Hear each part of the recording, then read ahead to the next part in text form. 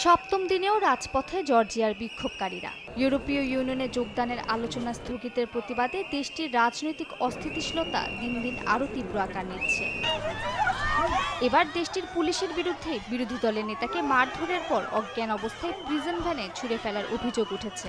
এছাড়া স্থানীয় সময় বুধবার বিরোধী দলগুলোর কার্যালয়ের পাশাপাশি বিভিন্ন বেসরকারি প্রতিষ্ঠানে তল্লাশি চালায় পুলিশ। এতে আরও ক্ষুব্ধ হয়ে উঠছেন বিক্ষোভকারীরা। Next could be me, you, whoever who's standing here, maybe who is sitting in front of TV or radio and listening us. So yeah, it could be whoever who has different kind of position or who is against the government and what they here for my future and my country, because I want democracy and I want to live in Europe and not Russia.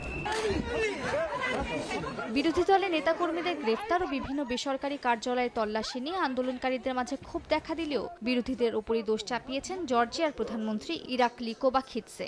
বলেন তার সরকার যা করছে তা দেশটির সামগ্রিক পরিস্থিতি সামলানোর জন্য করছে। বিরোধীরা আন্দোলনকারীদের মাঝে তাদের নেতাকর্মী পাঠিয়ে দেশকে রণক্ষেত্রে পরিণত করতে চাইছে বলেও দাবি করেন ইরাকলি। এদিকে ইউক্রেনের পর এবার জর্জিয়ায় হামলা চালাবে রাশিয়া। আন্তর্জাতিক গণমাধ্যমে এ নিয়ে জোর গুঞ্জন চলছে। গুঞ্জনের শুরু মূলত রাশিয়ার সাবেক প্রেসিডেন্ট দিমিত্রি মেদভেদেবের টেলিগ্রামের এক বার্তা দিয়ে। সেখানে তিনি বলেন জর্জিয়া যদি ইউক্রেনের পথে হাঁটে এবং রাশিয়ার ভূ রাজনীতিতে প্রভাব ফেলে তবে পদক্ষেপ নিতে বাধ্য হবে মস্কো। মেদভেদের এই বার্তাকে জর্জিয়ার ইউরোপপন্থীদের উদ্দেশ্যে সতর্ক বার্তা হিসেবে দেখছেন বিশ্লেষকরা। মালিহা সুহরাওয়ার্দী, সময় সংবাদ। С 1 января текущего